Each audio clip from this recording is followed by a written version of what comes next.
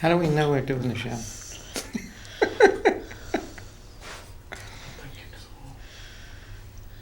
think he's ready. Is it done? I think It's time to go? Well, we interrupt this very important show to give you an even more important show. This is the return of Kaye Lazar's Cavalcade of Fun. And I'm Kaye Lazar, and this is my wonderful co-host, and this is Mary Elizabeth. And say hello to all our fans. How do y'all do? Yeah, both of us. Both of them. I think there's more people actually on this show than actually watching the show. Now, I must say, yes, and so we've been, you know what's kind of weird about doing these shows is actually we're coming in a little late. Many reasons, you know, everyone knows what a busy man I am and my hard work and everything, and I actually had to give insurance law advice to somebody.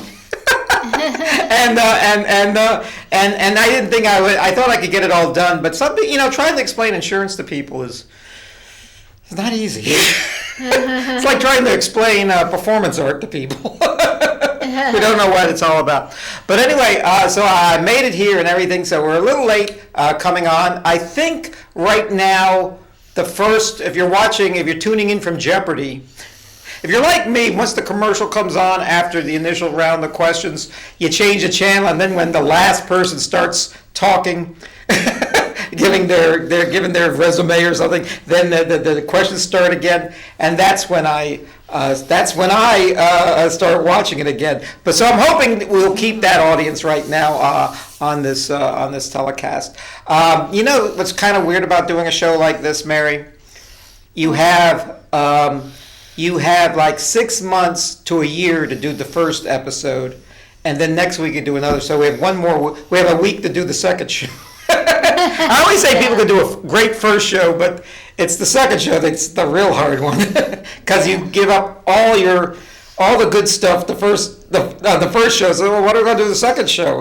All the scraps, all the nonsense. Now tell me, Mary, if people don't know, I'm on Mary's show all the time. She's going to be the co-host of this show and special guest star.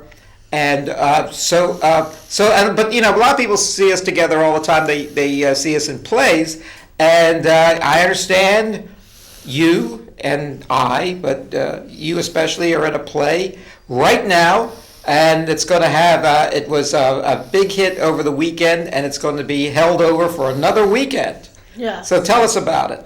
It's called Book of Esther. All right. And it's a biblical play. So. Yeah. I'm playing different things. Mm-hmm. Well, who do you play? I'm playing. You play Esther? No. I'm playing the innocent bystander. Oh, well, there you go. Beauty contestant. Well, of course. And I'm trying to think what the third one is. Wow. I hope you know your lines better than this. Yeah. I know what you play. You play a villain, actually. Someone who plots to kill King Xerxes. The hitman. Yeah, or the hit woman. You're all in disguise, so you may not recognize. When you play multiple parts, a lot of times they have to obscure your face in one of them because they don't want it to be. Isn't that the same person who played the beauty contestant? Why is she hiding her beautiful face? Yeah. Because she's playing a different part, that's why. Yeah. You won't believe what's going on this weekend. We have a lovely woman playing Esther.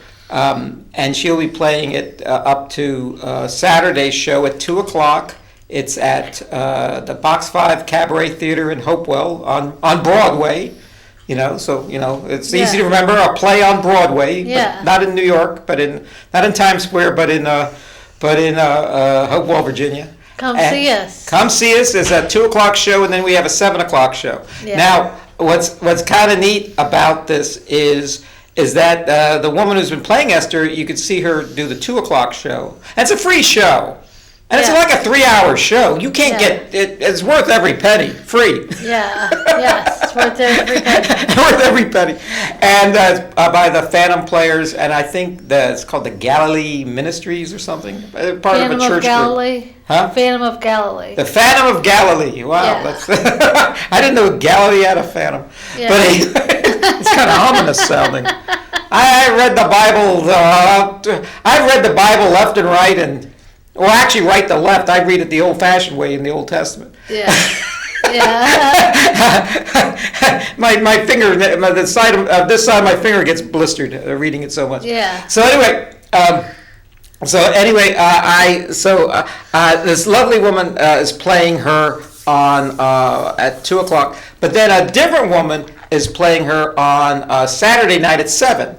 And come see both shows because there'll be a different Esther in both of them. Yeah. And so what's kind of neat is if you know your Bible, the same woman who plays Vashti, who is the first queen, also plays the second queen, Esther, in the second show. Yes. So I'm going to say a line in there that's not scripted. I'm going to say, "Well, you look just like the first queen." Well, King Xerxes has good taste. He knows what he likes. But they're both very talented women. Taylor, one woman is named Taylor, the other woman is named Lyric. I only know people from their first names, but you could go online and see the whole cast. The only persons whose last name I know is Mary Elizabeth's of mine. I'm on a first name basis with everyone. I never call girlfriends or male friends. I never call their parents.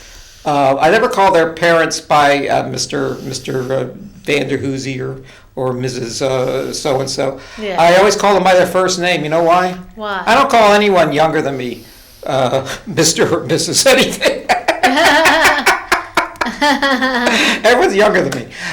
So this play is. I didn't tell you who I play. I play Mordecai. I play Mordecai the Jew. And all my scenes are pretty much with Esther or Haman, the villain of the play, and or villain of the Book of Esther. If you know if you're Jewish and you've been to the Purim, the Purim celebration, it's pretty much the same story. It's one of the few times our people came out on top. Not until there's the Book of Esther, and then there's the 6-Day War in 1967, and that's pretty much has been pretty dismal for Jewish peoples in the middle. But we carry on, and we're still around. And so anyway, but it's a very pro-Jewish play, which is great, and it's a very pro-democracy play, and a very pro.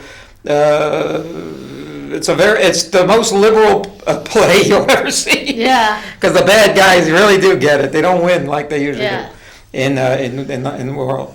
And so it's called The Book of Esther. It's a free showing on 2:00 and 7:00 this Saturday at the Box 5 Cabaret Theater on East Broadway in Hopewell. And and we'll probably you go on our websites, you'll find all this information for it. And so that's what's going on there. Before we go on to more frivolity, a very sad thing has happened recently at the Altria Theater. A high school graduation and a shooting there, and a few people were killed and a few people were shot, and I think they have the culprit in custody. And right now we don't know any details, but this has got to stop, all this shooting and everything. Yeah, it's the worst. I mean, this is like the Wild West around here. And even though we've had, Richmond is no different from other cities with its crime and everything and its murders, but this is beyond the pale. It happened it happened in Blacksburg with Virginia Tech. That was the worst ever. That was like more than 30 people died at Virginia Tech shooting, and then there was, of course, in Charlottesville, where I used to live, there was the white supremacist rally, and one person got mowed down by a car, and then this happens in another academic situation, a graduation, a high school graduation. Yes. One was an older person who died, and a young person who just graduated, 18-year-old. So it's a devastating story, and I don't know what can be done. I wish it would all go away. Yes. All this I wish it shooting. would all go away, too. Yeah. It's become so commonplace, all this Yes. shooting and everything. So Yes. all we could do is try to be safe and love each other. Right. Yeah. Yeah. I gotta tell you, a lot of people, they canceled a lot of events and everything because they're afraid the same thing might happen. It might be a copycat crime and everything. Yeah. I was in Israel, and this was a time. It was actually after the time. It was relatively safe there, but every once in a while in Israel, there's a lot of violence, a lot of terrorism by anti-Israel groups. Yeah. So anyway, I was so terrified. I was afraid that when I walked down the street, I was going to get, a bomb which go off, or a shooting might happen or something. And but then I suddenly was what's the word? Philosophic about it. I realized that if you're walking down the street and a madman bombs something or takes a gun and starts shooting everyone. Yeah. If I would have been there 5 minutes earlier or 5 minutes afterward, I would have missed all of that. But sometimes it's just bad, wrong place, the wrong time, Yeah. And so you can't really let these things. It's terrible when they happen, but you can't. You have to. You can't just stop your life and be worried about everything. And I listen. I got to tell you, I used to have this fear when I was driving a car. Those right on the overpasses, those big green signs that say Main Street ahead, or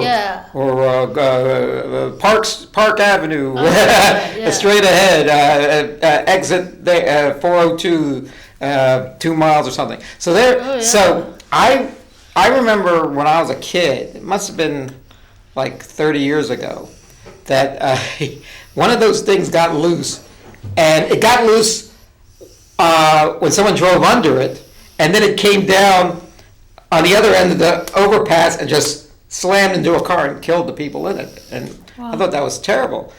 And I said, I don't want to get in the car ever again. I'm never going to go under a bridge ever again. And then somebody said, that guy's number was up, and there was nothing he could do to stop it. So, bridges are so scary, and so you have to say, well, I can't, these things are going to happen, and we have to, just remain positive and try to set an example for everyone else. Yes. Yeah. Now, I used to, one of the things I used to do to remain positive when I was a kid was, I used to, did you have any real hobbies when you were a kid? What did you like to do? I mean, constructive part. Did you do paint by numbers or anything like that, or did you do coloring books or anything? Or I did coloring books. Okay, now tell me about what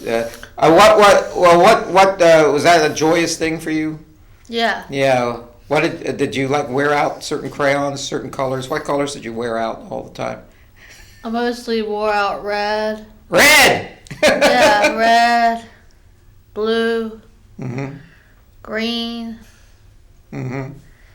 And the red, blue, and greens. Okay, those are the wires on the back of a VCR. No, let me tell you something. I used to. Let me tell you about coloring. I used to have coloring books, but I got bored with it after a while. There was just too much coloring to do. And it's funny when you open your coloring books from when you're an adult, if your parents happen to save them, and you look at them, it's all just scribble, scrabble, scratch. Oh yeah. It's not even, you're never within the lines. You're always, in fact, I remember going to, I think, first grade, we had to do or kindergarten, we had to do some coloring, and everyone thought I was the Picasso of coloring books. Nothing, a nose over here, an eye on the back of the head, an ear under the chin. But I thought maybe I wasn't that good at it. But I used to love, I remember there were certain colors I hardly ever used: brown and yellow, and usually orange. Okay, and all the other. So anytime I wanted to do like a vampire or something, I needed a white crayon to do the vampire's face. Yeah. And somebody said, "I'm tired of." This one kid who had this whole thing of the Crayola crayons, like 186 of them or something. Yeah. Colors I did not even know existed. Yeah. Wow. He says, "I'm not going to loan you any more of my white crayon because when I get it back, it always has smudges of brown and stuff on it." Wow. So anyway, use yellow. And I said, "You can't make a vampire with a yellow face. That's not. Have you ever seen a vampire movie? They all have faces." So, and then I couldn't understand when you're coloring I couldn't understand when you're coloring. I couldn't understand when you're coloring faces Caucasian people. Oh, yeah. I mean, what color do you make? Do you make them peach? Do you make them orange? Do you make them white? Do you make them pink? Peach. Peach is a good color. Yeah. But I remember I was watching a movie once where it was Denzel Washington played Stephen Biko. Oh, yeah. In South African activist who was killed by the apartheid government. But I remember he was on trial protesting, and the judge, obviously an apartheid judge, says to him, "Why do you call yourselves black? You're more brown than black." And he said, "Why do you call yourselves white? You're more pink than white." So I always remember that. I always remember that from the coloring books. What color do you make people? So anyway, I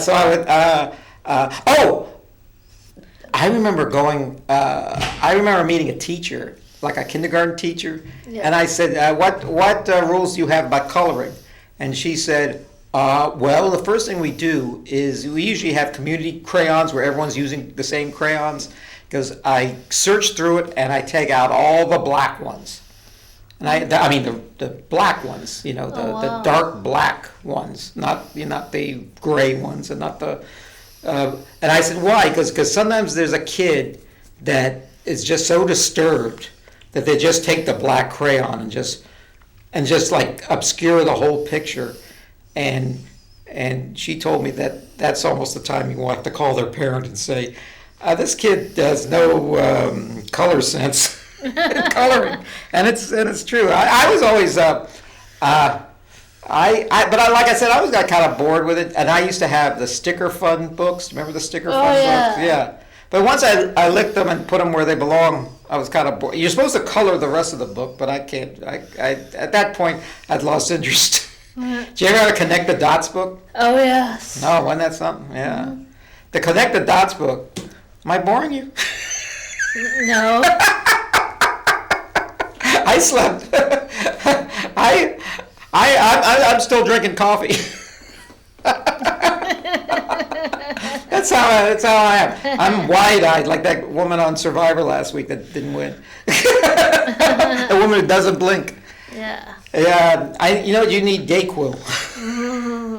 I know people who drink Dayquil to get through the day, even when they don't have a cold, because it keeps them awake. You know. So I used to have to connect the dots. And they're kind of fun once you connect the dots, but then once I connected the dots, it was no fun anymore. Right. I don't know, maybe it was too sophisticated for those books. Yeah. I got bored with about a while, too. Yeah. Did you have any certain coloring books you liked? Was there certain products you liked? I like mostly Barbie doll coloring books. Barbie doll. I guess your pink and purple crayons were put to good use. Barbie and the blonde hair. Yeah.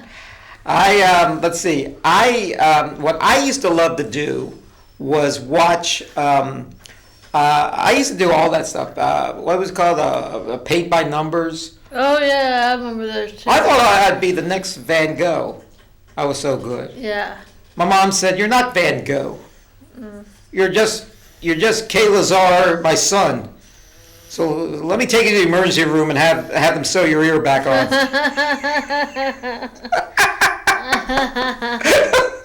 That's funny. But I would, mainly watercolors. My mom didn't trust us with oil paints. I used to do the model airplanes and do a lot, and the painting was the most fun. You know what? I forgot to do when I was a kid that I should have done more of coloring or doing model airplanes or model cars or something, was instead of painting it like the Red Baron car red, yeah. or like a World War II airplane gray, make it purple or something. Yeah. Have some fun with it. Right. Because now I think, now I put that patois. I put that color patois to my system here. Look at what I got. Let's see what I got here. I got the Three Stooges on my suspenders. And I got this from New York's Hard Rock Cafe. Hard Rock Cafe. There's a Statue of Liberty on there. Yeah. And then I got King Kong. Oh, okay. Yeah. King Kong and Fay Ray. I think that's Fay Ray. I don't know any other women in King Kong. And let me tell you something about movies. King Kong was the first movie I ever saw in a theater. It was like in the 1980s, I think. The first movie I ever saw that was in black and white. Isn't that something? And I thought, every movie I saw up to that point was in color. Just by happenstance. I never saw a color. I used to watch black and white TV because we didn't have a color TV. I would watch Walt Disney's Wonderful World of Color in black and white. Yeah. I would watch Over the Rain. I would watch The Wizard of Oz, and it was black and white at the beginning, and it was black and white pretty much the whole way through. Yeah. When we were kids, when I was watching it on TV. So then I go to the movies, and I see King Kong. I always wanted to see the movie King Kong. I just never saw the movie King Kong. It never came on local television, even though at that point it was like maybe 50 years old, this movie. And now it's about 90 years old. Wow. So I go see King Kong, and I'm not kidding you, it's a black and white movie. And it took me a while to see on a big screen a black and white movie, and I was like trying to get my eyes adjusted to a big screen black and white. It was like big screen television in those days. But what happened was I got used to it, and it was great. And I have seen so many black and white movies since then. It's probably my favorite type of movie to see. All the old Hollywood movies, all the Marx Brothers comedies, all the Marx Brothers. What else? So anyway, some guy was telling me, I've never seen a black and white movie. I mean, this was back probably in the 90s. He said, I've never seen a black and white movie. You've never seen a black and white movie? I said, no. I see it come on television. I change the channel. I said, you've never seen Citizen Kane or Casablanca? He goes, no, never. You never seen the It's a Wonderful Life? He goes, no. I've seen the colorized version. I've seen the colorized Miracle on 34th Street. I've never seen the black and white version. I said, you've never seen a black. This rich kid, he's anything that's black and white he wouldn't watch. So I said, you've never seen anything in black and white? He goes, I've watched the Three Stooges. I said, did you know that they were in black and white? He goes, no, it didn't bother me that they were in black and white. I said, did you ever notice that the Three Stooges doesn't have a laugh track? Because you're laughing so hard, you don't need to be reminded when to laugh at the Three Stooges. It's just so funny. Yeah. So, and what was the first black and white movie you ever saw? I don't remember, but I remember. I'm in the theater. Oh. Was it Manhattan or Young Frankenstein? Might have been. It might have been. Yeah. All right. I've seen so many movies in black and white. I refuse to see the colorized versions of any of these movies. Although I like it when they take a black and white picture of me and colorize it. I think it's kind of fun. They tint it, they call it. And have you? Okay, and then I saw a foreign film. It was at the Biograph. I heard it was a really good movie called Swept Away with Giancarlo Giannini, Yeah. who's in the new movie. He's in the movie, The Book Club. He's in the new Book Club movie. Yeah. He speaks English in that movie. He plays the Italian constable in it. And so what happened was, I see this movie, and it's really good. It's a really good movie, and Swept Away. It's about two people shipwrecked on an island, Right. and one is a rich woman, the other is like works in the kitchen. And then because he knows how to do things, he becomes the boss and starts bossing her around on the island because he knows how to gut a fish and build a fire. And she's just this rich woman with high heels. Yeah. And of course they fall in love. That's how always happens. Yeah. They made a remake of it with Madonna, which wasn't very good, but the original was very good. Now the reason why I'm bringing this movie up, it's not because I want you to know these things about my life. It's just that. It was the first time I ever saw a foreign movie. It was in a different language, not English. It was subtitled. It was a subtitled movie. English, you had to pretty much read the whole movie. And it was like a 2-hour movie. And at the end of the movie, I was so proud of myself. I had read a whole movie while it was going on there. Now, that was the first foreign movie I've ever seen. I've seen pretty much every Ingmar Bergman film, every Fellini film, every, who else makes that? All the karate films. I've seen all the Kurosawa films. I've seen, and then I've seen all the, Werner Herzog films. I've seen all these movies not in English. So you remember the first foreign film you ever saw? The first one that had no English in it? I saw the Crouching Tiger, Hidden Dragon. Oh yeah, that's a good one. Michelle Yeoh was in it. Yeah. Who just won the Oscar. And Chow Yun-fat. Chow Yun-fat was in it, and they were both good. And Chow Yun-fat, and both of them speak perfect English in real life. Yeah. In fact, I think they dubbed their voices in the TV version, but I saw the Chinese version by Ang Lee. Yeah. And that's where they're flying through the air doing karate in the trees and everything. It's pretty wild. Yeah. It's a love story, but the love story wasn't very good. I think it was more, it was better as a karate movie. But it was a highly acclaimed film, and people do like it. Yeah. There's also Snow Falling on Cedars. Oh yeah? Who is it? Is that a Swedish film? It's It's I think it was made in China or somewhere. Oh, in China, okay. Snow falling on cedars, Yeah. okay. I think I've seen that. I've seen every movie. It wasn't any good though. It was very, yeah. I tell you one thing, you fall asleep faster in a subtitled film than you do when you're speaking English. Yeah. But the only consolation I'll make is that if it's a anime film or a animated film made in another country, they usually say on the DVD, do you want it in English or the original language like Chinese or something? And I always say, I'll take it in English. And the reason why is it's dubbed in Chinese anyway. It's an animated film. That's right. So you might as well see it in English. That's right. Yeah. That film from France about that's Iran. right. Whatever it was called. I saw that in English because I didn't want to sit through a French movie.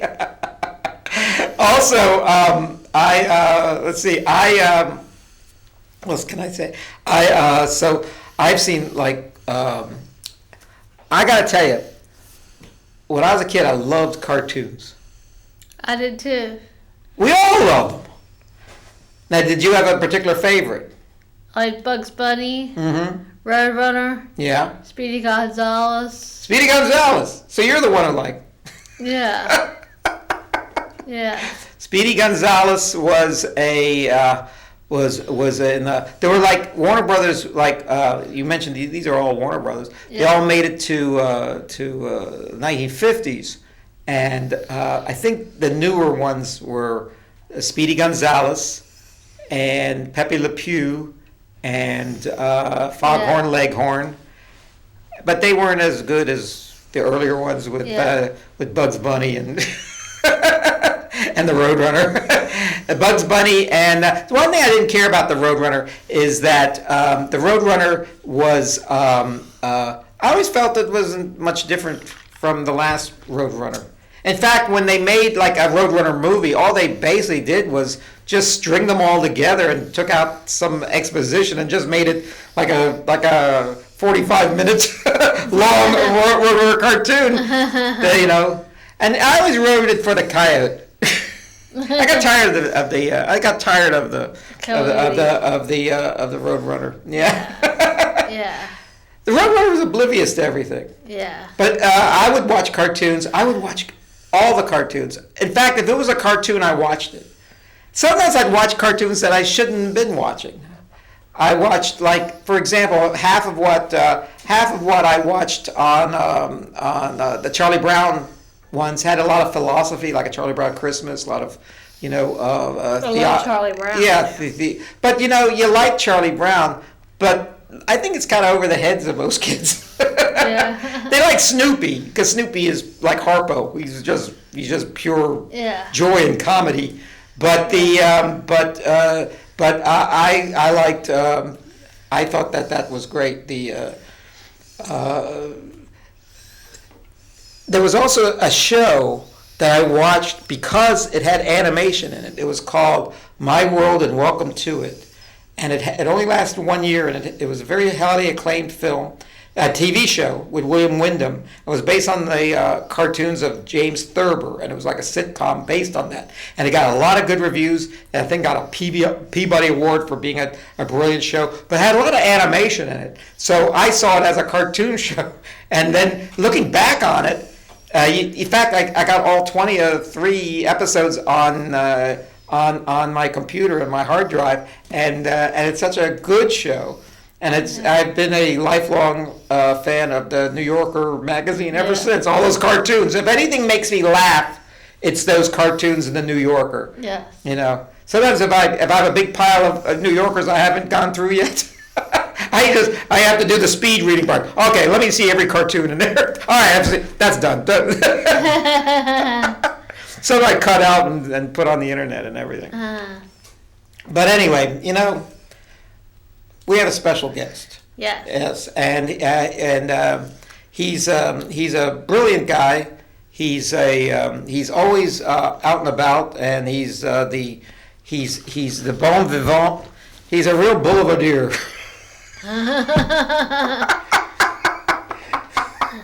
Boulevardier. Yeah. So, without any further delay, here he is, my good friend, and also we do shows together.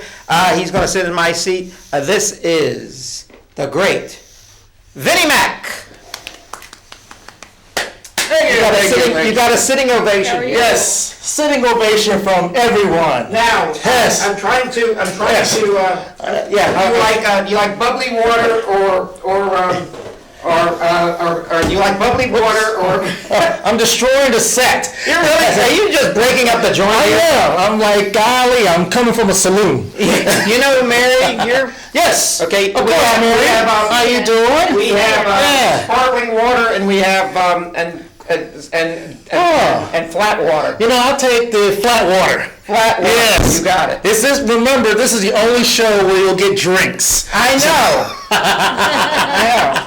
We used to have a pitcher of margaritas for everyone, and it made for a better show, actually. Yeah, it did.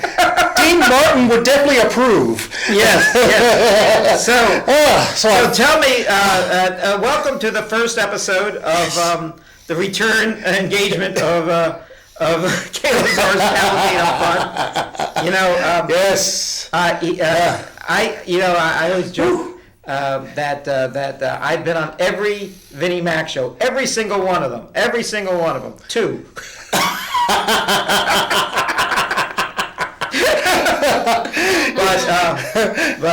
So what do you have to tell us? Where have you been? Where have you been to? I've been to and fro here and there, and it took me a little while to get over to the studio. You know, all that smoke and haze has been around. Oh yeah, all that stuff coming from Canada, from Quebec. It looks like Prime Minister Trudeau is blowing gas again. So they have a poutine Yeah, they have a poutine fire, and it all came from the prime minister. It's all burnt potatoes and gravy. I was wondering where that stuff came from. Yes, it came from Eastern Canada. Quebec. You know, Canada. in Canada, they're saying that it came from America. Yeah. That's the way things go. Yeah, they're saying we're throwing it back to them. It's like, this is unfair. It's like they have some fires right now in Alberta and in eastern British Columbia, but those fires are affecting the Rocky Mountains. Yeah, these fires are from Quebec and like eastern Ontario, and they're coming down and affecting us. But it's also close where Ottawa is at, the nation's capital, so you already know there's a lot of blowing gas out there. So The Canadians tend to be, I always assume they're kind of gentle and kind people. they are, but Less than Americans. yeah, they are. Americans are so obnoxious and rude. We are. I mean, we're just terrible. Yeah, I know. I mean, they don't wear T-shirts that say "I'm with stupid" or anything. And I love it that they unlock their doors and you can just walk in and it's like, hey, you got any moose meat? It's like, yeah, we'll serve it up for you. It's like, come on in. Oh man. Yeah. So that's what's going on. The fires are just affecting everything. I can't believe they canceled 2 major league ball games. Yeah. Wow. Wait, the baseball game? Yes. Well, they'll make those up. Yeah, they'll make them up tomorrow. A doubleheader. Yeah. No, actually a single game. A single game. Yeah, Do single they have game. doubleheaders anymore? Well, the commissioner don't want to pay for doubleheader games. No, I take that back. The owners don't want to have a 2-for-1 sale. I know. I think they're. You know, there was a time that I was so impoverished that I would only go to baseball games if they were doubleheaders. So I felt there was a bang for your buck there. But yeah, oh well, that's all right. The fires and the smoke, they'll eventually get out of here. And Trudeau, let's just say half of Canadians, or maybe almost like 3/5 of Canadians want to kick this guy out. So they're saying that he's the one that's starting the fires by blowing up all his terrible stuff. Yeah, well, we didn't start the fire. We didn't start the fire. For us return. We didn't start the fire. You know, I heard something about that song. We didn't stop the fire. That it wasn't until after it was written that Billy Joel realized. I heard this on Jeopardy. He realized that it wasn't really a song. It was just shouting to music. Yeah, I guess you're right. I did it for karaoke once. It's actually you can find it on YouTube. Yeah. And it's basically just me shouting. Can't even hear the music. What else is new? What are other songs that people are just shouting other than like Yoko Ono shouting out stuff? I tell you, one is the Love Shack. Oh yeah. And what's the other one? There's a Jump, the one with Jump. The jump. Crisscross. No, the one by that group from Ireland, their rap group. And the video was in Boston. Was made in Boston. It's really cool. You'd know it if you heard it. Yeah, there's a lot of songs named Jump. There's even a song by Van Halen, but it's not that one. Yeah, no, it's not that one. It can't be Onyx, is it? I don't know. No, I don't know who they are, bro. They had just one hit. One hit wonder. Yeah. Yes. Some people have I'm a no-hit wonder. Me too. I'm the world's oldest boy wonder. I'm the world's oldest juvenile delinquent. Well, oh man, be careful. They may be looking for you. Oh yeah. I'm always. You know I don't. Mm-hmm. I tell you when I'm on my best behavior. Okay. When I'm in a car, when I'm driving a car, and the cop is right behind me, and I'm not kidding you. It's almost like a driving test at that point. Oh yes. You have to make sure you don't go over the speed limit at all. Yeah. But sometimes I'm lucky. Well, usually I'm lucky. Usually once in a while they'll stop me and give me a ticket. But what happens is they follow you. And you see them following you for maybe 4 or 5 blocks, and you're going like about 25 miles an hour. Oh, yeah. You don't want to go over the speed limit. Yeah. It's better to undercut it. Yep. And then I see the cop just go around your back. He's going around. Not only is he going too slow, but he's also, hey, he's not going to mess up. That's right. I'm here to look for the guy who's going to mess up. I got to stay in business. It's like a dentist. Yeah. You need the people with the tooth decay to have worth. You know what, Kev? You can't cure tooth decay. No, you can't, really. It would be my luck. It's like when a cop be behind me and I'm doing, on the interstate, let's say I'm doing 55. Yeah. And everybody else will be speeding around me, but the cop just stays behind me. Oh, and yeah. then it's like, he pulls me over. And then it's like, sir, you're not going the speed limit. It's like, I'm going 55. No, you're on an interstate. You need to go faster.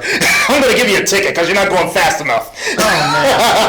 I got to tell you an awful story about that. I mean, I got a ticket once for turning left on a no left turn lane. All right? Oh, yeah. But this is the crazy thing. Mm-hmm. I was following another guy, Uh-huh. and he was the ex-boyfriend of the woman in the car with me. Oh, And scandal. we were following him to a party. Oh. And there was some drinking involved, and there was drinking on my part too. Oh. But I mean, we're talking maybe 2 glasses of wine into the face, which was plenty Okay. to fail a test. But that's a happy ending, this story. But not really, because I didn't get the DUI, but I did get the ticket for turning left. Oh. And this is the crazy thing. Yeah. So I get I get stopped by the cop turning left, Uh-huh. and I say, "We're following that guy over there, the ex-boyfriend of the girl in the car." And so he goes, "Well, I'm giving him a ticket too." And so he stopped him. And good, because he made the left turn. Okay, now it gets even better. Yeah. Well, it doesn't. It gets worse actually. What happened was, though, while then another cop car came, and they started like passing notes to each other and started asking about what's going on with these people and everything. I think. And then the woman in the car was just screaming and yelling, drunk. She was saying, "You, what type of man are you? You gotta stand up to these cops. You gotta show them who's boss." And please shut up. Shut up. No.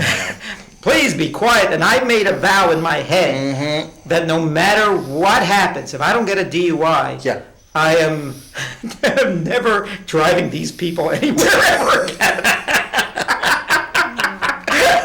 And I didn't get a DUI, so I stood to that ground. I did get a ticket though, and I had to pay, go to driving school and everything. But yeah, you know, being on the interstate, just gotta be careful what you're doing. I didn't get a ticket. I was just making that story up. But, there was no cop behind me. I could plaster my walls with tickets. Do you owe the city of Richmond hundreds of thousands of dollars? They're not. I pay my bills as soon as they happen. As a famous comedian once said, they're like savings bonds. The longer you longer you hold on to them, the more expensive they get.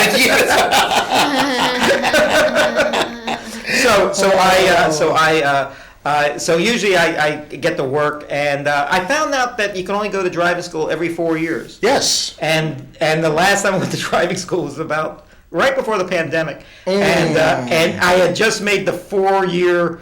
Last time I was at driving school, and I actually said to the judge, I said we can't really give you a driving school because you're like 3 months and you're like 3 years and 11 months from or 11 months and like 3 weeks or something into it. And I said, listen, I'm not here to. I'm here to follow the rules. I'm here to. I want this off my record. I'm not here to.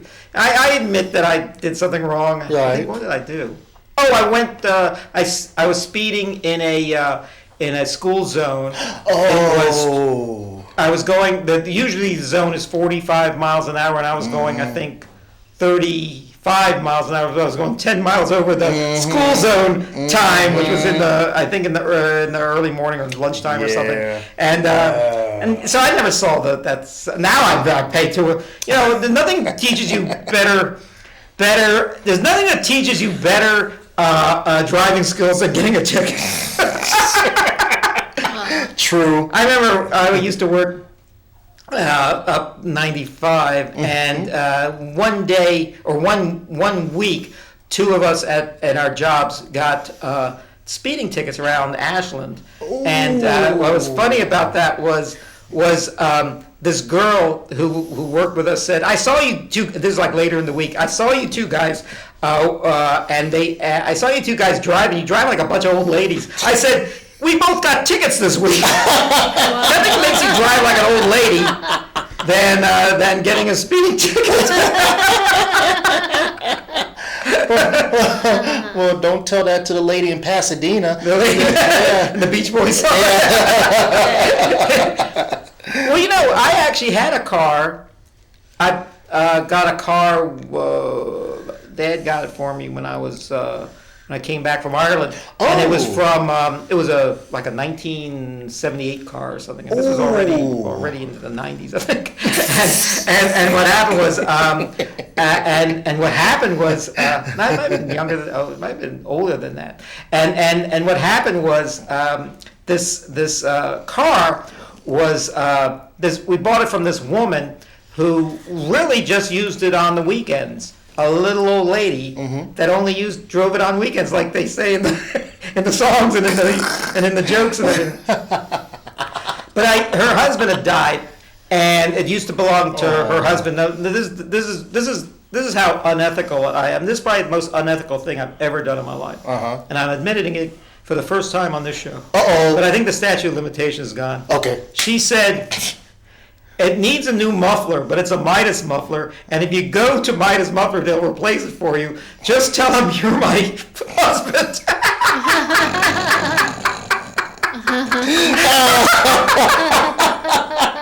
So I went there, and I never said, I never lied, but I never let them. I just. They said, "Who is this car for?" I said, "It's for a friend of mine. I'm just bringing it here." He goes, "Oh, okay. Can you sign for it?" I signed my own name, but there was the intent that I was going to pretend to be her deceased 90-year-old husband. I must have been 25. Oh, Lordy. I needed the money. Okay. I needed to save the money, I should say. Wow. That is amazing. Yeah. Oh, I got so many car stories. In fact, you spend so much of your time in a car. Mm-hmm. Yeah. And I got to tell you something awful about my car driving. Okay. I hate to tell the story, but I passed driver's ed. I was like 16 years old. Okay. And I told my mom, I said, I gotta go. I gotta go to the DMV and take my driving test, and so I can get my not learner's permit, get actually a real driver's license at this point. All right. And my mom said, "You could wait. You could wait a couple of weeks." I said, "No, I gotta do it today. I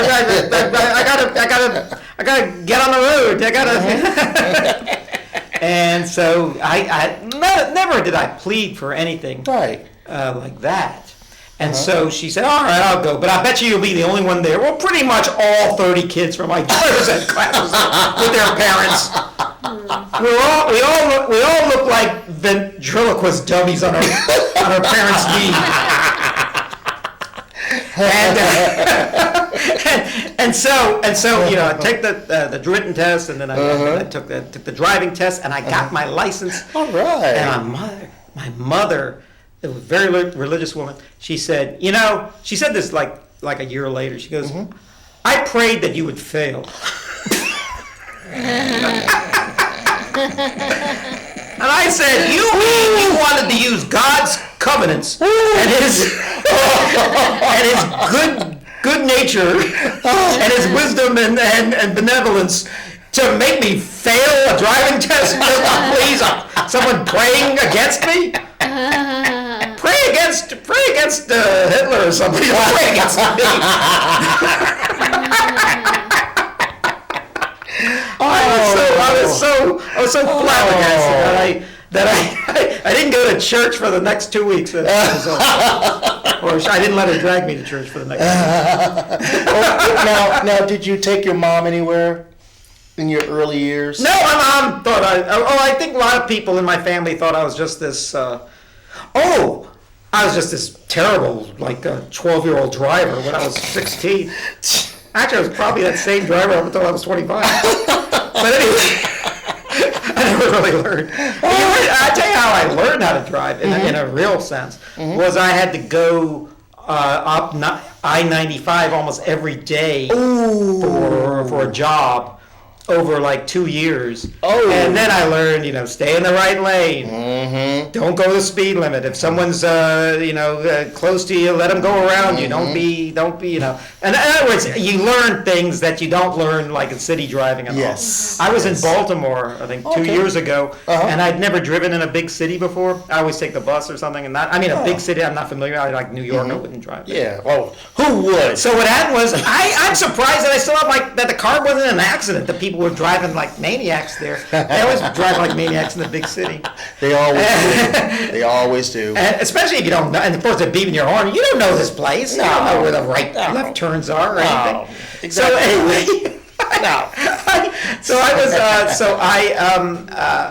I was this terrible driver, and I heard a comedian joke once about when you're on the highway, there's this phalanx of cars, driving really slow, and then when you finally see what's up ahead, there's a police car right in the front, and nobody wants to pass the police car. That's right. It's like the pace car in a NASCAR. And then once you see the police car go up the ramp to the exit, then everyone my God. There's a pedal to the metal. So true.